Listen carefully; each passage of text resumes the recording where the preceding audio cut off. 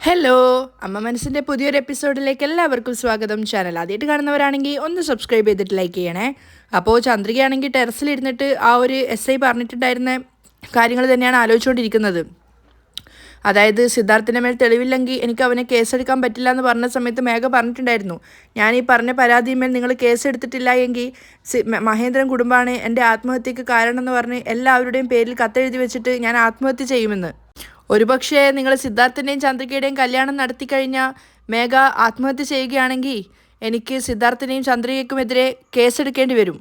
ചന്ദ്രികയുടെ മനസ്സിങ്ങനെ വേദനിച്ചുകൊണ്ടേയിരിക്കുകയാണ്. അതിനുശേഷം മേഘയും പറഞ്ഞിട്ടുണ്ടായിരുന്നു, എനിക്ക് കുഞ്ഞു ജനിക്കുന്നത് വരെ നീ കാത്തു നിന്നേ മതിയാവൂ, അത് മാത്രമേ നിനക്ക് മുന്നിൽ ഇനി ഓപ്ഷനുള്ളൂ. അതിനു മുമ്പ് നീ ചന്ദ്രികയെ വിവാഹം കഴിക്കണമെന്ന് വിചാരിക്കുകയാണെങ്കിൽ നീ മാത്രമല്ല ചന്ദ്രികയും ചേർന്നായിരിക്കും ജയിലിലേക്ക് പോവുക. ചന്ദ്രികയ്ക്ക് ഓർക്കും തോറും സങ്കടം സഹിക്കാനാവുന്നില്ല. ദൈവം എനിക്കൊരു നല്ല ജീവിതം തന്നതാണെന്നാണ് ഞാൻ കരുതിയത്, എന്നാൽ ആ ജീവിതം ദൈവം തന്നെ തിരിച്ചെടുക്കുകയാണെന്നാണ് തോന്നുന്നത്. അവള് മനസ്സിലിങ്ങനെ ആലോചിച്ച് കരഞ്ഞുകൊണ്ടേ ഇരിക്കുകയാണ്. ആ സമയത്താണ് സിദ്ധാർത്ഥ് അങ്ങോട്ടേക്ക് വന്നിട്ടുണ്ടായിരുന്നത്. സിദ്ധു നോക്കുമ്പോൾ ചന്ദ്രിക അവിടെ ഇരിക്കുന്നുണ്ട്. അവൻ വന്നിട്ട് അവളെ തൊടുവാണ്. ചന്ദ്രിക പെട്ടെന്ന് അവൾ തിരിഞ്ഞു നോക്കുന്നുണ്ട്. അപ്പോഴാണ് ചന്ദ്രിക കരയാണെന്ന് സിദ്ധുവിന് മനസ്സിലായത്. ഏയ്, എന്ത് പറ്റി ചന്ദ്രിക? എന്തിനാ ഇവിടെ ഇരുന്ന് ഇങ്ങനെ കരയുന്നത്? ചന്ദ്രിക സിദ്ധുവിനെ കണ്ടപ്പോഴേക്കും ചാടി എഴുന്നേക്കുകയാണ്. ഇല്ല, ഒന്നുമില്ല സർ എന്ന് പറഞ്ഞിട്ട് ചന്ദ്രിക പോവാൻ നോക്കുവാണ്. അപ്പോൾ സിദ്ധു അവളെ പിടിച്ചു വെക്കുന്നുണ്ട്. ചന്ദ്രിക, ഞാൻ നിന്നോട് ചോദിച്ചുകൊണ്ടിരിക്കുകയല്ലേ, നീ എന്താ അത് മൈൻഡാക്കാതെ പോകുന്നത്? ഇനി എന്താണ് സാർ പറയാനുള്ളത്? മേഘ വ്യക്തമായി പറഞ്ഞു കഴിഞ്ഞല്ലോ, അവളുടെ കുഞ്ഞ് ജനിച്ച് ടെസ്റ്റ് ചെയ്തതിന് ശേഷം മാത്രമേ നമ്മുടെ കല്യാണം നടക്കുള്ളൂ എന്ന്. ഇത്രയും പ്രശ്നങ്ങളുള്ളപ്പോൾ നമ്മൾ കല്യാണം കഴിക്കുന്നത് എനിക്കെന്തോ ശരിയായിട്ട് തോന്നുന്നില്ല സർ. അങ്ങനെ നമ്മൾ കല്യാണം കഴിച്ചാലും മറ്റുള്ളവർ അത് വേറെ രീതിയിലാണ് പറയുക. അങ്ങനെയാണെങ്കിൽ നീ ഇപ്പം എന്താ പറഞ്ഞു വരുന്നത് ചന്ദ്രിക? അവർ രണ്ടുപേരും ആ കാര്യം പറഞ്ഞ് ആർഗ്യൂ ചെയ്തുകൊണ്ടേയിരിക്കുകയാണ്. ചന്ദ്രിക മേഘയുടെ ഈ ഒരു തെളിവ് കഴിഞ്ഞതിന് ശേഷം മാത്രം വിവാഹം നടത്താമെന്നും, സിദ്ധാർത്ഥാണെങ്കിൽ മേഘയുടെ ഭീഷണിക്ക് മുന്നിൽ വഴങ്ങിയിട്ട് നമ്മൾ വിവാഹം നടത്തത്തിൽ നിന്ന് പിന്മാറരുത് എന്നാണ് പറയുന്നത്. അവസാനം സിദ്ധാർത്ഥ് ചന്ദ്രികയോട് പറയുകയാണ്, നമ്മുടെ കല്യാണം ഒരു പ്രശ്നവും ഇല്ലാതെ നല്ല രീതിയിൽ തന്നെ നടക്കും. ചന്ദ്രികയ്ക്ക് എന്തോ അതിന് വലിയ വിശ്വാസമൊന്നും തോന്നുന്നുണ്ടായിരുന്നില്ല സിദ്ധു അങ്ങനെയൊക്കെ പറഞ്ഞിട്ടും. അവനാണെങ്കിൽ അതും പറഞ്ഞിട്ട് അവിടെ നിന്ന് പോവുകയാണ്. അതേസമയം മനീഷ ആകെ ടയേർഡായിട്ടുണ്ടായിരുന്നു. അവനിങ്ങനെ മനസ്സിൽ ചിന്തിച്ചുകൊണ്ടേയിരിക്കുകയാണ്, മേഘ, ഈ മഹേഷ് എന്നെ വല്ലാതെ ടോർച്ചർ ചെയ്യാണ്. എങ്ങനെയാണ് ഇവൻ്റെ അടുത്ത് നിന്ന് രക്ഷപ്പെടുക എന്ന് എനിക്കറിയില്ല. ഞാൻ ചെയ്ത തെറ്റിന് സിദ്ധു സാറും ചന്ദ്രികയുമാണ് ശിക്ഷ അനുഭവിച്ചു കൊണ്ടിരിക്കുന്നത്. ഈ മഹേഷ് ഇത്രയധികം മോശക്കാരനാണെന്ന് ഞാൻ മനസ്സിൽ പോലും കരുതിയിട്ടുണ്ടായിരുന്നില്ല. ഈ മഹേഷ് എല്ലാവരെയും വിശ്വസിപ്പിക്കുന്ന രീതിയിൽ പെരുമാറിയിട്ട് ചതിച്ചുകൊണ്ടിരിക്കുകയാണ്. അവൻ്റെ ഉദ്ദേശം എന്താണെന്ന് വെച്ചാൽ, നിന്റെ വയറ്റിൽ വളരുന്ന കുഞ്ഞ് സിദ്ധാർത്ഥിൻ്റെതാണെന്ന് വിശ്വസിപ്പിച്ചിട്ട് അവന് ചന്ദ്രികയെ വീണ്ടും വിവാഹം ചെയ്യാനാണ്. ഇങ്ങനെ ചെയ്താൽ മാത്രമേ അവന് തിരിച്ച് വീണ്ടും ചന്ദ്രികയെ കിട്ടുള്ളൂ എന്നാണ് അവൻ വിശ്വസിക്കുന്നത്. മഹേഷ് വളരെ മോശമായൊരു വ്യക്തിയാണ്. അവൻ്റെ കാര്യങ്ങൾക്ക് വേണ്ടി ആരെ വേണമെങ്കിലും ബലി കൊടുക്കാൻ അവൻ തയ്യാറാണ്. മേഘ, എനിക്ക് ഒരേ ഒരു ആഗ്രഹം മാത്രമേ ഉള്ളൂ, എങ്ങനെയെങ്കിലും ഇവൻ്റെ അടുത്ത് നിന്ന് രക്ഷപ്പെട്ട് സത്യങ്ങൾ മുഴുവൻ നിന്നെ അറിയിക്കണം. നീ എന്നെ സ്വീകരിക്കുന്നതും സ്വീകരിക്കാതിരിക്കുന്നതും നിന്റെ ഇഷ്ടം, പക്ഷേ പ്രിയക്ക് മരണം വരെ ഞാൻ നല്ലൊരു അച്ഛനായിരിക്കും.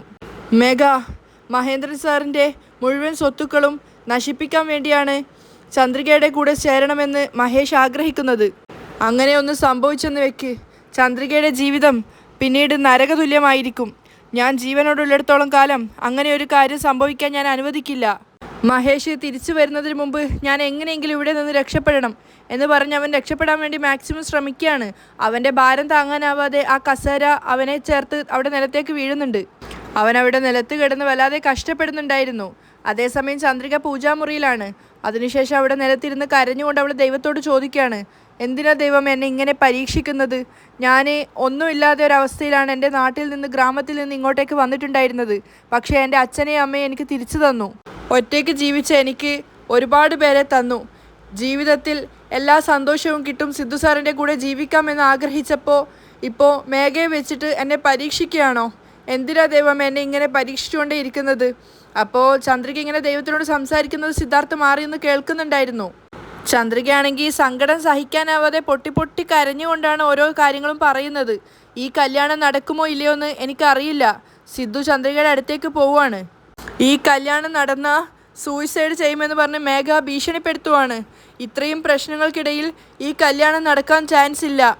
സത്യമായിട്ട് പറയാം, എനിക്ക് ഈ കല്യാണം ഇനി നടക്കുമെന്നുള്ള വിശ്വാസം തന്നെ പോയി കഴിഞ്ഞു.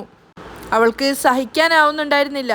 അതുകൊണ്ട് തന്നെ ചന്ദ്രിക കരഞ്ഞുകൊണ്ടാണ് ഓരോന്നോരോന്നും പറയുന്നത്. അവളുടെ ആ ഒരു വിഷമം കണ്ടപ്പോൾ സിദ്ധുവിനും സഹിച്ചില്ല. അവൻ പിന്നിൽ വന്നിട്ട് അവളെ തൊടുവാണ്. ചന്ദ്രിക പെട്ടെന്ന് സിദ്ധുവിനെ കണ്ടപ്പോൾ അവൾ വേഗം കണ്ണൊക്കെ തുടച്ച് എഴുന്നേൽക്കുന്നുണ്ട്. അപ്പോൾ അവൻ ചോദിക്കുകയാണ്, എന്തിനാ ചന്ദ്രിക ഇവിടെ വന്ന് നീ ഇങ്ങനെ കരഞ്ഞുകൊണ്ട് സംസാരിക്കുന്നത്? ഏയ് ഒന്നുമില്ല സർ. ചന്ദ്രിക അപ്പോഴും പറയാൻ മടിച്ചു നിൽക്കുകയാണ്. അപ്പോൾ സിദ്ധു പറയുന്നുണ്ട്, നീ ദൈവത്തിനോട് സംസാരിച്ചത് മുഴുവൻ ഞാൻ കേട്ടു. ഇപ്പോൾ എനിക്ക് എന്താ നിന്നോട് പറയേണ്ടതെന്ന് അറിയില്ല. നിന്നെ ഇങ്ങനെ ഒരു അവസ്ഥയിലാക്കിയല്ലോ എന്ന് ഓർക്കുമ്പോൾ എനിക്ക് വല്ലാത്ത സങ്കടം തോന്നുന്നുണ്ട്. ഞാൻ കാരണമാണല്ലോ നിങ്ങളെല്ലാവരും ഇങ്ങനെ കഷ്ടപ്പെടുന്നത്. സാർ എന്ത് തെറ്റ് ചെയ്തിട്ടാ? സാർ ഒരു തെറ്റും ചെയ്തിട്ടില്ല. എനിക്ക് എന്നോട് തന്നെയാണ് ദേഷ്യം. ചന്ദ്രിക പറയാണ്, എൻ്റെ തലയിൽ എന്താണോ എഴുതിയിരിക്കുന്നത് അതല്ലേ നടക്കുള്ളൂ. ദൈവത്തിന് ഒരിക്കലും എനിക്ക് നല്ലൊരു ജീവിതം കിട്ടുന്നതോ എൻ്റെ ജീവിതം നന്നാവുന്നതോ ഇഷ്ടമല്ല എന്നാണ് തോന്നുന്നത്. അതുകൊണ്ടാ എനിക്കിങ്ങനെ ഓരോ പരീക്ഷണത്തിന് പുറകെ മറ്റൊരു പരീക്ഷണം തന്നുകൊണ്ടേയിരിക്കുന്നത്. അപ്പോൾ സിദ്ധു ചോദിക്കുന്നുണ്ട്, നമ്മുടെ കല്യാണം നടക്കുമോ എന്ന് നിനക്കിപ്പോൾ സംശയമുണ്ടോ? അതെ സർ, ഈ കല്യാണം മുടക്കുന്ന മേഘ വെല്ലുവിളിച്ചിട്ടാണ് പോയിരിക്കുന്നത്. അത് ചിന്തിക്കുമ്പോഴാണ് സർ എനിക്ക് വല്ലാത്ത വിഷമം തോന്നുന്നത്. നമ്മുടെ കല്യാണം മുടക്കണമെന്ന് കരുതി മേഘ ഒരു നിമിഷത്തിൽ സൂയിസൈഡോ മറ്റോ ചെയ്തു കഴിഞ്ഞാൽ കാലം മുഴുവൻ നമുക്കതൊരു കുറ്റബോധമായിരിക്കും സർ. ശരി, ഇപ്പം നീ എന്താ പറഞ്ഞു വരുന്നത്?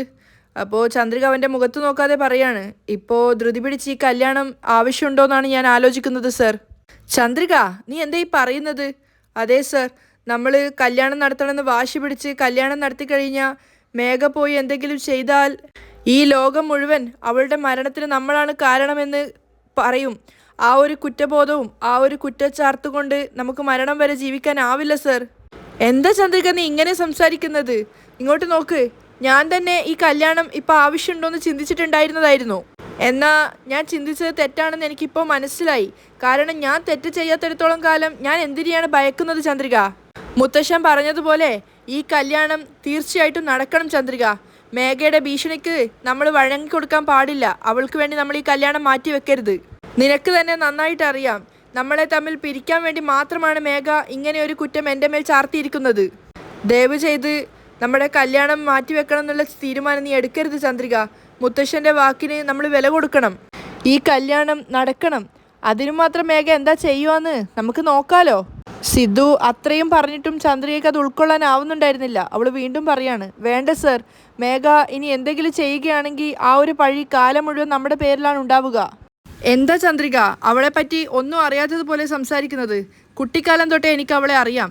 എന്തെങ്കിലും ഒരു കാര്യം വേണമെന്ന് വെച്ച് കഴിഞ്ഞാൽ അവൾ ഇങ്ങനെയാണ്. അവൾക്കത് കിട്ടാനുള്ള എന്ത് വഴിയും അവൾ സ്വീകരിക്കും. ദയവ് ചെയ്ത് നീ അത് സീരിയസ് ആയിട്ട് എടുക്കല്ലേ ചന്ദ്രിക. ഈ നാട്ടിലുള്ള ഒരാൾ പോലും എന്നെ വിശ്വസിക്കുന്നില്ല. മേഘയുടെ ഗർഭത്തിന് ഞാനാണ് കാരണം എന്നാണ് എല്ലാവരും കരുതുന്നത്. ഫ്രണ്ട്സ്, റിലേറ്റീവ്സ് ആരും തന്നെ നമ്മുടെ കല്യാണത്തിന് വരില്ല എന്നാണ് പറയുന്നത്. അതുമില്ലാതെ എല്ലാവർക്കും എൻ്റെ മേൽ സംശയമുണ്ട്. ഇങ്ങനെയൊക്കെ ഒരു കുറ്റമുള്ള എന്നെ കല്യാണം കഴിക്കാൻ നിനക്ക് താല്പര്യമില്ലായിട്ടാണോ? ശരിക്ക് നിനക്ക് എൻ്റെ മേൽ സംശയമുള്ളത് കൊണ്ടാണോ നീ ഇപ്പോൾ എന്നെ കല്യാണം കഴിക്കുന്നതിൽ നിന്ന് മാറി നിൽക്കണമെന്ന് പറയുന്നത്? അത് കേട്ടപ്പോൾ ചന്ദ്രിക ഒന്ന് പതച്ചു പോയിട്ടുണ്ടായിരുന്നു. അവൾ പറയുന്നുണ്ട്, അയ്യോ സാർ എന്താ ഇങ്ങനെ ചോദിക്കുന്നത്? സാർ, ഈ ലോകത്ത് ഞാൻ എൻ്റെ അച്ഛനെയും അമ്മയ്ക്കും ഒപ്പം നിങ്ങളെ മാത്രമേ വിശ്വസിക്കുന്നുള്ളൂ. നിങ്ങളെ മേൽ എനിക്കൊരു സംശയവും ഇല്ല സാർ. പക്ഷേ ഈ കല്യാണം കൊണ്ട് നിങ്ങൾക്കൊരു മോശം പേര് വരരുത് എന്നേ ഞാൻ ആഗ്രഹിക്കുന്നുള്ളൂ. അപ്പോൾ സിദ്ധു പറയാണ്, എനിക്ക് ഈ കല്യാണം നടക്കുന്നതിലാണ് സന്തോഷം ചന്ദ്രിക. ശരി സർ, സാറിൻ്റെ ആഗ്രഹം പോലെ ഈ കല്യാണം നല്ല രീതിക്ക് തന്നെ നടക്കട്ടെ. സിദ്ധാർത്ഥ് അവിടെ ഉണ്ടായിരുന്ന കുങ്കുമം എടുത്തിട്ട് ചന്ദ്രികയുടെ നെറ്റിയിൽ വെച്ചു കൊടുക്കുകയാണ്. അത് അവളുടെ കോൺഫിഡൻസ് ഒന്നുകൂടെ കൂട്ടിയിട്ടുണ്ടായിരുന്നു. ചന്ദ്രിക സിദ്ധാർത്ഥിനെ നെഞ്ചിലേക്ക് ചേർന്ന് കിടക്കുകയാണ്. പിറ്റേന്ന് കല്യാണത്തിന് മുന്നോടിയായിട്ടുള്ള ഓരോരോ ചടങ്ങുകൾ നടന്നുകൊണ്ടേ ഇരിക്കുകയാണ്. വീട് മുഴുവൻ അലങ്കരിച്ചിട്ടുണ്ടായിരുന്നു. ചന്ദ്രികയെ സിദ്ധാർത്ഥിനെയും കൂട്ടിക്കൊണ്ട് വന്നപ്പോൾ മുത്തശ്ശൻ ലക്ഷ്മിയോട് പറയുന്നില്ല, ലക്ഷ്മി, പെണ്ണിനും ചെക്കനും ആദ്യം ആരതി ഒഴിയണം. നീ പോയിട്ട് ആരതി തട്ടി എടുത്തോണ്ട് വാ. ശരി മാമ. ആരതി എടുത്തുകൊണ്ട് വന്ന് ആദ്യം ലക്ഷ്മി തന്നെയാണ് രണ്ടുപേർക്കും ആരതി ഒഴിയുന്നത്. അതിനുശേഷം രണ്ടുപേർക്കും നെറ്റിയിൽ കുങ്കുമം വെച്ചു കൊടുക്കുകയാണ്. പിന്നീട് ജാനകിയും ആരതിയും മുത്തശ്ശനും എല്ലാവരും ചേർന്ന് രണ്ടുപേരെ ആരതി ഒഴിയാണ്. അതൊക്കെ കഴിഞ്ഞതിന് ശേഷം മുത്തശ്ശൻ ചോദിക്കുന്നുണ്ട്, ആരാണ് ആദ്യം മെഹന്തി ഇട്ട് കൊടുക്കുന്നതെന്ന്. അപ്പോൾ ലക്ഷ്മി പറയാണ്, വേറെ ആരാണ്, ഗീതയാണ് ഇട്ട് കൊടുക്കാൻ വേണ്ടി പോകുന്നത്. അപ്പോൾ മുത്തശ്ശൻ പറയുന്നുണ്ട്, അതൊന്നും വേണ്ട, ചന്ദ്രികയ്ക്ക് സിദ്ധാർത്ഥ് വേണം മൈലാഞ്ചി ഇട്ട് കൊടുക്കാൻ. അത് കേട്ടപ്പോൾ സിദ്ധുവും ചിരിക്കുകയാണ്. എല്ലാവരും അത് അംഗീകരിക്കുന്നുണ്ട്. ആരതി അവളുടെ രീതി പറയുന്നുണ്ട്. കറക്റ്റായിട്ടാണ് മുത്തശ്ശൻ പറഞ്ഞിരിക്കുന്നത്. സിദ്ധു ആണ് ചന്ദ്രയ്ക്ക് മൈലാഞ്ചി ഇട്ട് കൊടുക്കേണ്ടത്. ഇട്ട് കൊടുക്ക് സിദ്ധു. ആരതി, മെഹന്തി ഇടാനല്ലേ ഗീത വന്നത്, അവള് തന്നെ ഇട്ടോട്ടെ. ഡാ ഒരുപാട് അഭിനയിക്കലേടാ. എനിക്ക് നിന്നെപ്പറ്റി നന്നായിട്ട് അറിയാം. നിനക്ക് നല്ല ആഗ്രഹമില്ലേ ചന്ദ്രയ്ക്ക് മൈലാഞ്ചി ഇട്ട് കൊടുക്കണമെന്ന്? അതുകൊണ്ട് നീ തന്നെ ഇട്ട് കൊടുത്തേക്ക്. സിദ്ധു ഇങ്ങനെ ചമ്മി നിൽക്കുകയാണ്. ഇട്ട് കൊടുക്ക് സിദ്ധു, നിന്റെ വരുംകാല മനവിക്ക് നീ തന്നെ ഇട്ട് കൊടുക്കുന്നതല്ലേ നല്ലത്. അങ്ങനെ സിദ്ധു തന്നെയാണ് ചന്ദ്രയ്ക്ക് മൈലാഞ്ചി ഇട്ട് കൊടുക്കുന്നത്. എല്ലാവരും അത് കണ്ട് സന്തോഷത്തോടെ നിൽക്കുകയാണ്. രണ്ടുപേരും സിദ്ധാർത്ഥു ചന്ദ്രികയും പ്രണയത്തോടു കൂടിയാണ് ആ മൈലാഞ്ചി ഇടുന്ന ഒരു ചടങ്ങ് എൻജോയ് ചെയ്യുന്നുണ്ടായിരുന്നത്. പക്ഷേ ഒരുപാട് നേരം അങ്ങനെ മൈലാഞ്ചി ഇട്ടുകൊണ്ടിരിക്കുമ്പോൾ ചന്ദ്രികയുടെ കണ്ണ് നിറയുകയാണ്. അത് കണ്ടിട്ട് സിദ്ധു അവളോട് ചോദിക്കുന്നുണ്ട് എന്താന്ന്. അപ്പോൾ അവൾ കരഞ്ഞുകൊണ്ട് ചോദിക്കുകയാണ്, ഈ കല്യാണം നടക്കുമോ സർ? ചന്ദ്രിക, എന്താ ഇപ്പം ഇങ്ങനെ ചോദിക്കുന്നത്? നമ്മുടെ കല്യാണത്തിൽ മേഘ കാരണം ഒരു പ്രശ്നവും വരരുത്. ഒരു പ്രശ്നവും വരില്ല, നീ വിശ്വാസത്തോടെ ഇരിക്ക്, എല്ലാം നല്ല രീതിക്ക് തന്നെ എത്തും. സിധു തന്നെ ചന്ദ്രികയുടെ കണ്ണീര് തുടച്ചു കൊടുക്കുകയാണ്. വീണ്ടും മൈലാഞ്ചി ഇട്ട് കൊടുക്കുന്നതിനിടെ പെട്ടെന്ന് ചന്ദ്രയ്ക്ക് മലറിനെ കുറിച്ച് ഓർമ്മ വരുന്നത്. ആരതി, മലരെവിടെ? അപ്പോഴാണ് എല്ലാവരും മലറിനെ അന്വേഷിക്കുന്നത്. ശരിയാണല്ലോ, മലരെവിടെ? ഇവിടെ കളിച്ചുകൊണ്ടുണ്ടായിരുന്നല്ലോ എന്ന് പറഞ്ഞ് ആരതിയും ചുറ്റിലും നോക്കുവാണ്. പക്ഷെ എവിടെയും മലറിനെ കാണുന്നില്ല. അപ്പോഴേക്കും ചന്ദ്രിക വെപ്രാളത്തോട് ചാടി എഴുന്നേൽക്കുകയാണ്. മലർ. അതേസമയം മലരെ മുറ്റത്തൊരു ഭാഗത്തിരുന്ന് കരയുവാണ്. അപ്പോൾ സിദ്ധുവാണ് മലറിനെ ആദ്യം തേടി കണ്ടുപിടിക്കുന്നത്. അവൻ ചോദിക്കുന്നുണ്ട്, ഏയ് എന്താ മോളെന്താ ഒറ്റയ്ക്ക് ഇവിടെ ഇരുന്ന് കരയുന്നത്? ഏയ് വാടാ, അകത്തേക്ക് പോവാം. പക്ഷെ മലർ അത് കേൾക്കുന്നില്ല. അപ്പോൾ സിദ്ധു അവിടെ അവളുടെ അടുത്തിരുന്ന് ചോദിക്കുകയാണ്, മലർ, വീട്ടിലാരെങ്കിലും മോളെ വഴക്ക് പറഞ്ഞോ? ഇല്ല. അമ്മ മോളെ എന്തെങ്കിലും പറഞ്ഞോ? ഇല്ല. പിന്നെ എന്തിനാ മോൾ കരയുന്നത്? സിദ്ധു, പറ മോളെ, നീ എൻ്റെ അടുക്കൽ നിന്ന് എൻ്റെ അമ്മയെ പിരിക്കാൻ വേണ്ടി വന്നതാണോ? നീ എൻ്റെ അമ്മയെ കല്യാണം കഴിച്ചിട്ട് അമ്മയും കൂട്ടിയിട്ട് കൊണ്ടുപോവോ? മലറിൻ്റെ സംശയം കേട്ടപ്പോൾ സിദ്ധാർത്ഥ് ശരിക്കും ഷോക്കായി പോയിട്ടുണ്ടായിരുന്നു. മലർ, എന്താടാ മോൾ ഇങ്ങനെയൊക്കെ ചോദിക്കുന്നത്? ഞാൻ എങ്ങോട്ടേക്കാടാ കൂട്ടിക്കൊണ്ടു പോകേണ്ടത്? ഞാൻ എങ്ങോട്ടും കൂട്ടിക്കൊണ്ടുപോവില്ല. എപ്പോഴും ഞാനും അമ്മയും മോളും ഒന്നിച്ച് തന്നെയാണ് ഉണ്ടാവുക. ഇല്ല, നീ കള്ളം പറയുന്നതാ. നീ എൻ്റെ അമ്മയെ എൻ്റെ അടുത്തേക്ക് നിന്ന് പിരിച്ച് കൂട്ടിക്കൊണ്ടു പോകാൻ വന്നതാ. മലർ, ഇങ്ങനെയൊക്കെ മോളോട് ആരാ പറഞ്ഞു തന്നത്? സിദ്ധാർത്ഥിന് അതിശയാവുകയാണ്. മേഘാൻ്റിയാണ് പറഞ്ഞു തന്നത്. അത് കേട്ട സമയത്ത് സിദ്ധാർത്ഥ് ശരിക്കും ഞെട്ടിയിട്ടുണ്ടായിരുന്നു. പക്ഷെ അവന് ദേഷ്യമാണ് ആദ്യം വന്നത്. പക്ഷെ അതിനുശേഷം അവൻ്റെ കണ്ണ് നിറയാണ്. കണ്ണ് തുടച്ചുകൊണ്ട് സിദ്ധു അവളോട് പറയുന്നുണ്ട്, ഇങ്ങോട്ട് നോക്ക് മലർ, നല്ലവർ പറയുന്നത് മാത്രമേ മോള് കേൾക്കാൻ പാടുള്ളൂ. മോശം ആളുകൾ പറയുന്നതൊന്നും മോള് കേൾക്കാൻ പാടില്ല. മേഘ വളരെ മോശമായൊരു പെണ്ണാണ്. അവൾ എന്നാണ് നല്ല കാര്യങ്ങൾ പറഞ്ഞിട്ടുള്ളത്? അവൾ ഒരിക്കലും ഒരു നല്ല കാര്യവും പറഞ്ഞിട്ടില്ല. മലർ, മോൾ അകത്തേക്ക് വാ, സിദ്ധു പറഞ്ഞു തരാം. ഞാൻ വരില്ല. സിദ്ധുവിൻ്റെ കൈ മലർ പിടിക്കുകയാണ്. മലർ, എന്താടാ? സിദ്ധു അല്ലേ വിളിക്കുന്നത്? എൻ്റെ മേലെ എന്തെങ്കിലും ദേഷ്യം ഉണ്ടെങ്കിൽ മലർക്കുട്ടി പറ, ഞാൻ വേണമെങ്കിൽ ഏത്തയിടട്ടെ എന്ന് പറഞ്ഞ് സിദ്ധു ഏത്തയിടാൻ നോക്കുവാണ്. മലര് മുഖം വീർപ്പിച്ചിരുന്ന് കണ്ടപ്പോൾ സിദ്ധു കുട്ടിത്തത്തിലേക്ക് മാറുകയാണ്. ശരി സിദ്ധു, ഏത്തയിടാം എന്ന് പറഞ്ഞ് എഴുന്നേറ്റിട്ട് അവൻ ഏത്തയിടുകയാണ്. 1 2. പക്ഷേ സിദ്ധു എത്ര ഇട്ടിട്ടും മലറിൻ്റെ മുഖത്ത് യാതൊരു ഭാവഭേദവും ഇല്ല. അത് കണ്ടപ്പോൾ സിദ്ധുവിന് ആദ്യം ഒരു വിഷമമെങ്കിലും പിന്നീട് അവൻ ചിരിച്ചുകൊണ്ട് പറയാണ്, ശരി, ഞാനേ മലർക്കുട്ടിക്ക് വേണ്ടി ഒരു കാര്യം ചെയ്യാം, ഒരു നിമിഷം ഇവിടെ ഒന്ന് കാത്തിരിക്കുക എന്ന് പറഞ്ഞ് അകത്തേക്ക് പോവാണ്. എന്നിട്ട് അവൻ ജോക്കറിൻ്റെ രൂപമൊക്കെ ഇട്ടിട്ട് വന്നിട്ട് മലറിനെ കളിപ്പിക്കാൻ ശ്രമിക്കുകയാണ്. സിദ്ധു ആ ഒരു വേഷം കെട്ടി വന്ന് പാട്ടൊക്കെ പാടി ഡാൻസൊക്കെ കളിച്ച് കുരങ്ങനെ പോലെയൊക്കെ അഭിനയിക്കുന്ന കണ്ടപ്പോൾ മലറിന് പിടിച്ചു നിൽക്കാനായില്ല. അവൾ പൊട്ടിച്ചിരിക്കുകയാണ്. അത് കണ്ട് സിദ്ധു അവളെ ചേർത്ത് പിടിക്കുന്നുണ്ട്. ആ കാഴ്ച കണ്ടുകൊണ്ടാണ് എല്ലാവരും അകത്ത് നിന്ന് വരുന്നത്. സിദ്ധു മലറിനെ കളിപ്പിക്കുന്നത് കണ്ടിട്ട് ചന്ദ്രികയുടെ തന്നെ കണ്ണ് നിറയുകയാണ്.